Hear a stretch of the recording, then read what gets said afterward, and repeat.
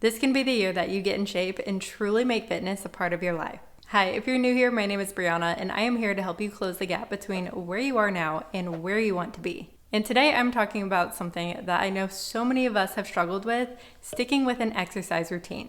I have been there. There was a time where I so badly wanted to be the girl who was strong and fit and kept up with an exercise routine, but would work out for a couple weeks and then fall off for a few months, not getting me where I wanted to go. But eventually, I became the version of me who stuck with it. I became the version of me who was strong, who was fit, who regularly exercised and built a healthy lifestyle.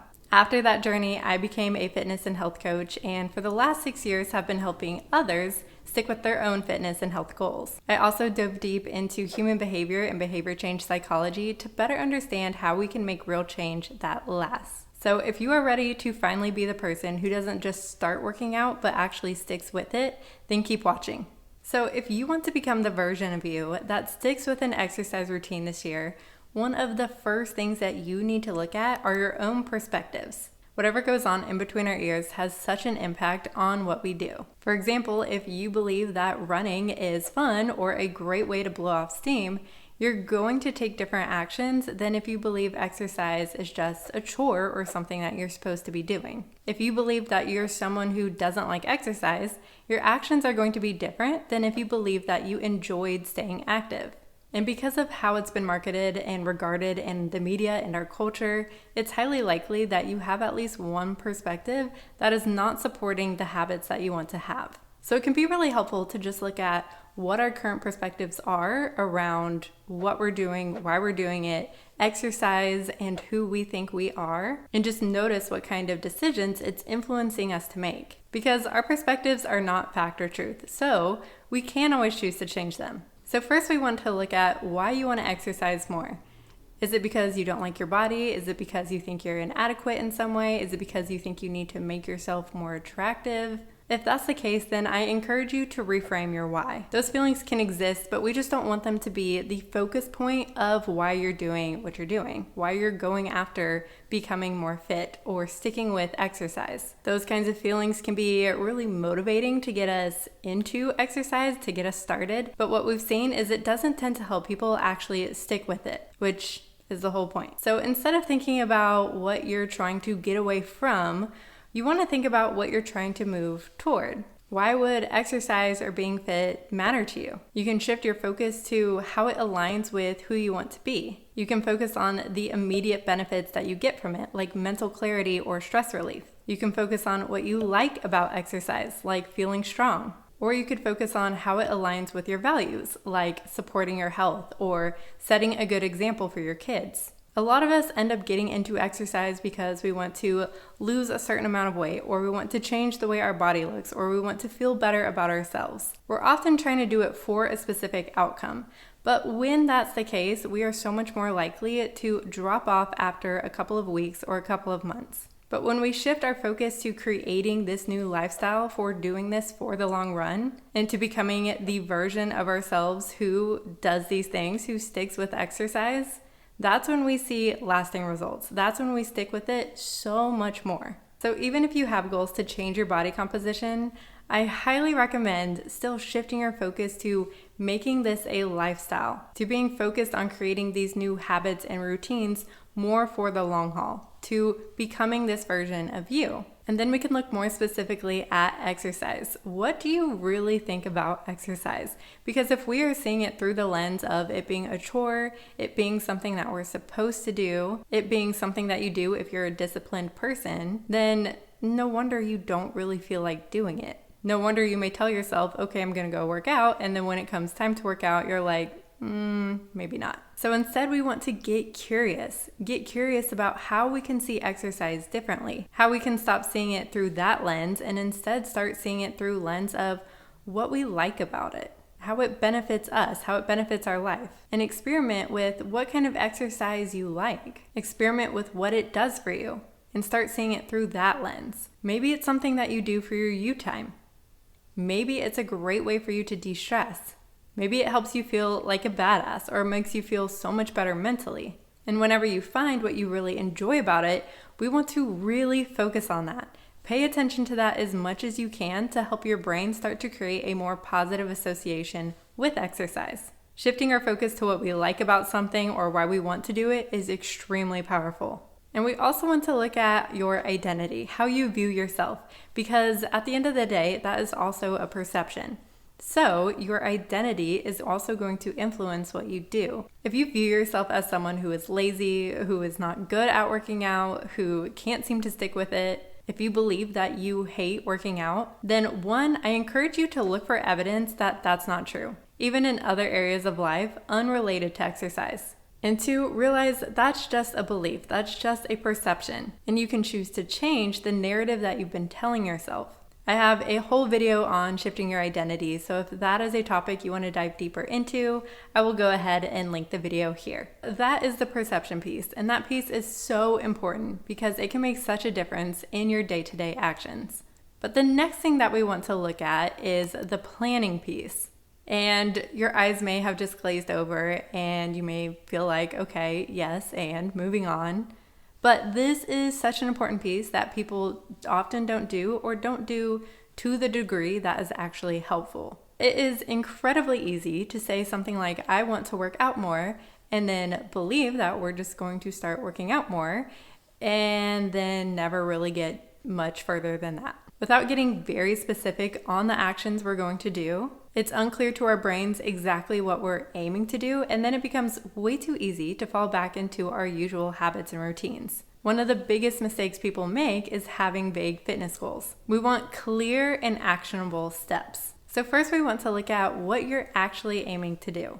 Is it to go for a walk every day? Is it to work out 5 days of the week? And if so, what kind of workout? Are you planning to run? Are you planning to lift? Are you planning on doing some kind of combo? You want to get clear on what it is that you're initially aiming for. And you do not need to jump into the deep end. You can think about the journey of becoming the version of you who keeps up with a fitness routine like climbing a ladder, not taking just one huge jump trying to land onto the roof. Little actions done consistently do yield big results, as much as our brains may want to believe that that's not true.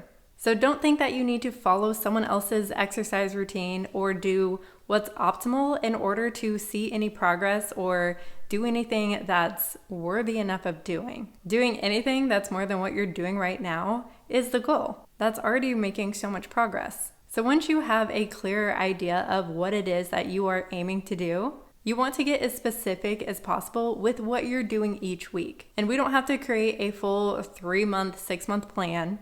We can start with the week right in front of us, but instead of saying, I'm going to be more active, I'm going to work out this week, we can get more specific by saying something like, I'm going to go on a 20-minute walk every single day after lunch. This week after work, I'm going to go to the gym and lift on Monday and Thursday, and I'm going to go for a Peloton ride on Tuesday and Friday. Because I am sure that we have all been there where at the beginning of the week we say, okay, I'm going to work out this week. And then we get to the end of the week, and while we had full intentions to do so, we never made a specific plan. And so now the week has gone by and we never actually went and worked out. So detail out the what, the when, the where, the how, and then throw it in your schedule. Throw it in your calendar, set some kind of a reminder. We want to have a specific plan and then have a way to remind ourselves or be able to refer back to what that plan is. And then once you've been doing this for a couple weeks or so and you're starting to see what's working for you,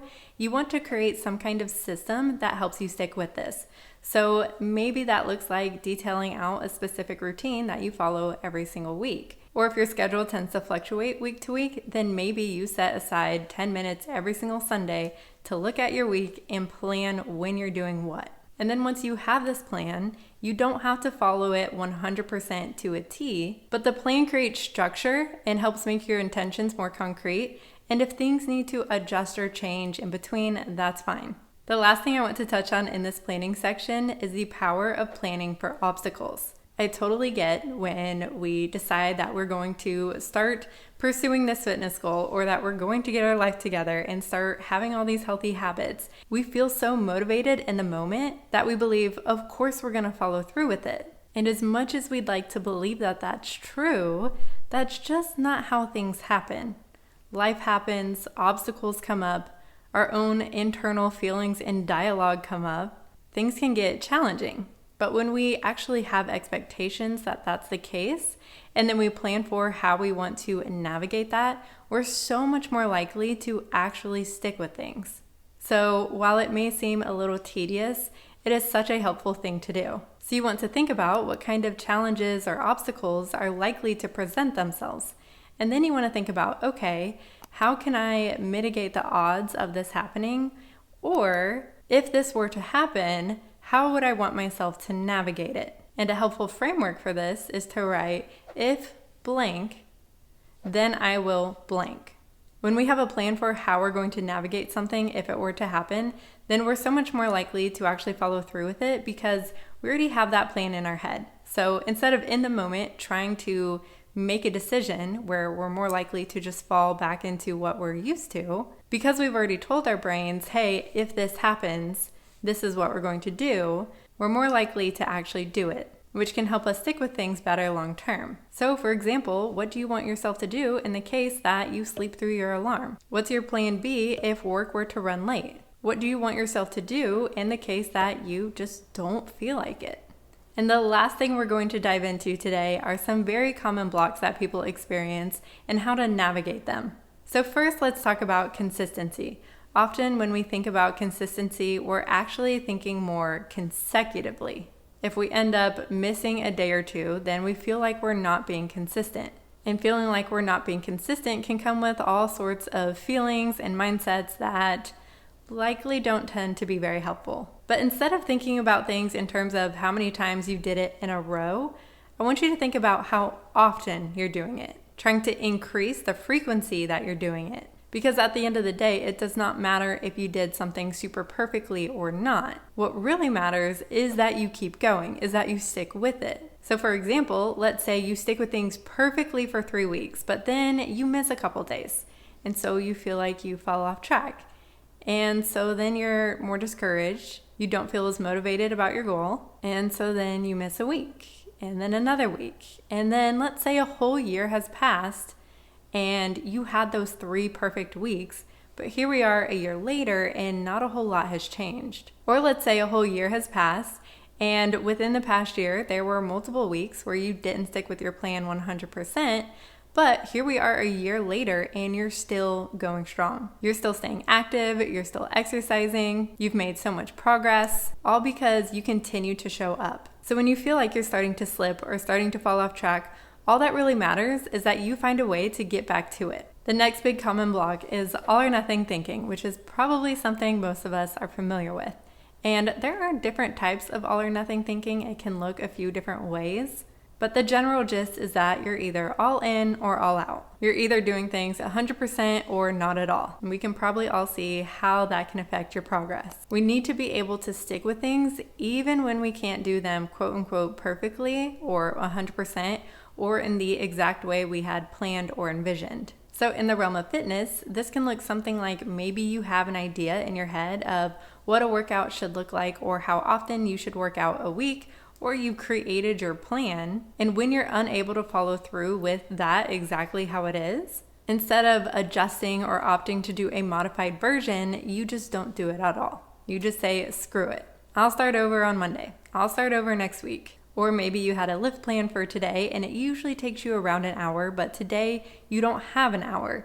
But instead of modifying the workout, you just don't do anything. But when you start to notice these all or nothing type of thoughts, these either I'm doing it to exactly how it was planned, or how I think it should be done, or what's optimal, or I'm not doing it at all, then you just want to pause, notice those thoughts, and then redirect them. You can go, okay, well, I can't do my normal hour workout, but I can still do 20 minutes of it, and that's better than nothing. You can go, okay, I missed my workout today. That's okay, I can just get back to it tomorrow. Or I can't make it to the gym today, but I can go home and walk after work. If it is helpful, live by the mantra, something is better than nothing. How can I still do something? Because even if we're doing something that feels more like 30% or 60%, that's still so much more than 0%. That's still going to help you so much more with your goals. Help yourself not fall into the all or nothing trap. The next common block is just not feeling like it, not feeling motivated.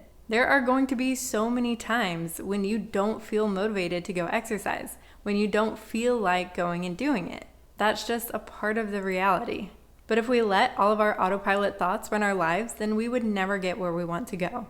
Feeling resistance, not feeling like going, not feeling motivated does not have to mean anything. They can just be thoughts and feelings that we notice. But what you can do is have a few strategies in your back pocket for when you don't feel like doing it. One strategy is just not entertaining those thoughts, not leaving it up to negotiation. Just knowing you are going to do the thing, noticing that thought, and then moving on.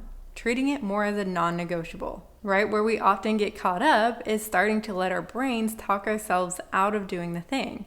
But if we start going down that route, the odds just go higher and higher and higher that we're not going to do it. But if we don't even entertain that idea and we just know, I'm going to work out after work today and we're just leaving it at that, then we're so much more likely to do that. Another strategy is to give yourselves two options that still involve exercise. So if you notice you really don't feel like going, instead of having the choices be, okay, well, do I still go or do I just skip for today? You can tell yourself, okay, well, I'm still gonna do something.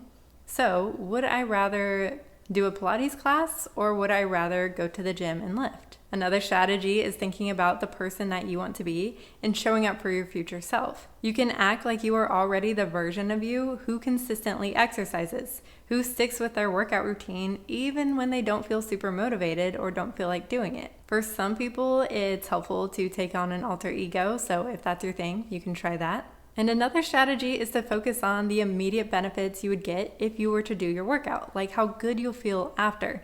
Instead of focusing on why you don't want to go, shift your focus to why you would want to go, why you would want to do it, what you might enjoy about it. And the last common block I often see is being so hyper-focused on a certain outcome or a certain result. Getting into exercise solely to lose a certain amount of weight, and when we're 3 weeks down the road and we haven't seen huge changes, we feel discouraged, we lose our motivation, and so we just stop. So instead of being so focused on the results that we want and how we want them right now, let's zoom out and think about, what do we want for ourselves a year from now? Do we still want to be lifting a year from now?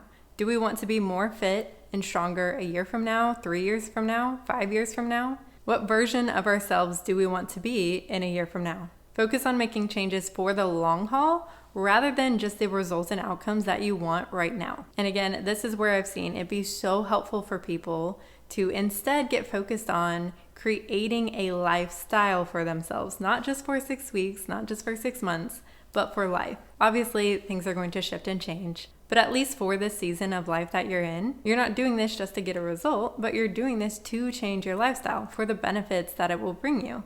And shifting your focus to becoming this version of you, the version of you who is more active, the version of you who keeps up with their fitness. And at the end of the day, know that there is so much discomfort involved here. It is so much more comfortable to stick with what we're used to. Being a version of yourself that you have not been before is uncomfortable. Changing your habits and routines is uncomfortable. Changing your perspectives can be very uncomfortable. Exercise in and of itself is not comfortable, but that's the whole point. Getting uncomfortable is where growth happens. It's where change is found. And it is okay to be uncomfortable. And you can just remind yourself that you can do hard things. So my friends, I can't wait for this to be the year that you get in shape and stick with an exercise routine. Accountability is also such a huge part of the process, so it can be so helpful to find a friend that you can help hold each other accountable, to find a workout buddy, to find an active community that you enjoy being a part of, or to work with a trainer or coach. If you know that you can use a little extra support and guidance and are looking for someone to work with, then I am taking a few clients for this month. So I'll leave all the information in the notes below. But other than that, thank you so much for being here. Make sure you subscribe and stick around, and I will see you in the next video.